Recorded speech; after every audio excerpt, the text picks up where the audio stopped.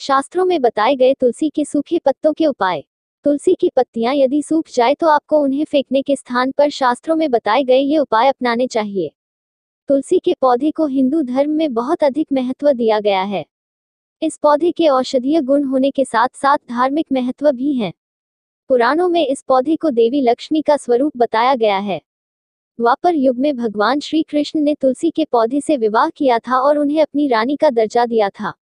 इतना ही नहीं, तुलसी के पौधे का एक एक कण सेहत के लिए किसी वरदान से कम नहीं है।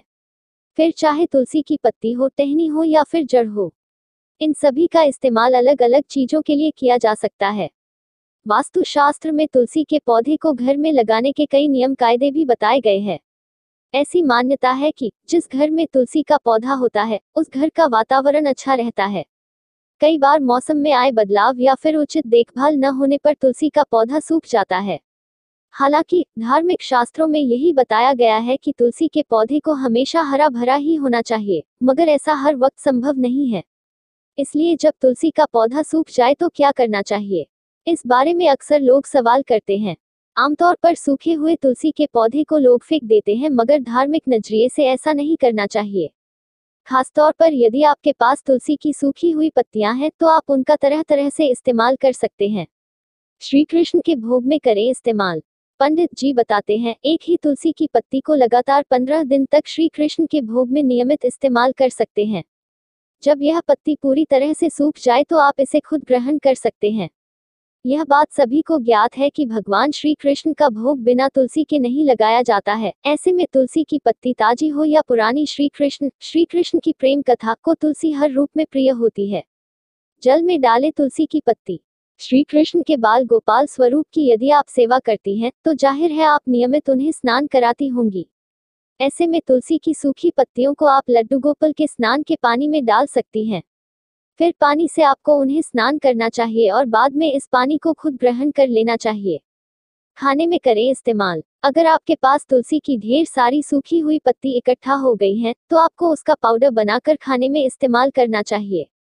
इससे खाने का स्वाद तो अच्छा होगा ही, साथ ही सेहत के लिहाज से भी यह बहुत अच्छा होगा। सूखी तुलसी की पत्ती से आप यह काम भी कर सकती हैं। अगर तुलसी की ढेर सारी पत्तियां आपके पास इकट्ठा हो गई हैं और आप इनका इस्तेमाल नहीं करना चाह रही हैं तो आप तुलसी के गमले में ही इन पत्तियों को गाड़ सकती हैं। यह गलकर खाद बन जाएंगी। तुलसी की पत्तियों को स्नान करने वाले पानी में डाल लें, मगर इस पानी से जब आप स्नान करने जाएं तो पहले ही उन पत्तियों को निकाल लें। तुलसी की पत्ती को पानी में डालकर नहाने से सकारात्मक ऊर्जा शरीर में प्रवेश करती है। आप तुलसी की सूखी पत्तियों को अपनी कॉपी किताबों के मध्य भी रख सकते हैं, इससे भी आपके कार्य सकारात्मक रूप से पूरे होते हैं। तुलसी के सूखे पत्तों को एक लाल कपड़े में बांधकर आप तिजोरी या फिर अपने पर्स में रखें। ऐसा करने से आपको आर्थिक लाभ होगा। तुलसी की पत्तियों को गंगाजल में डालकर उस पानी को छिड़काव पूरे घर में करें।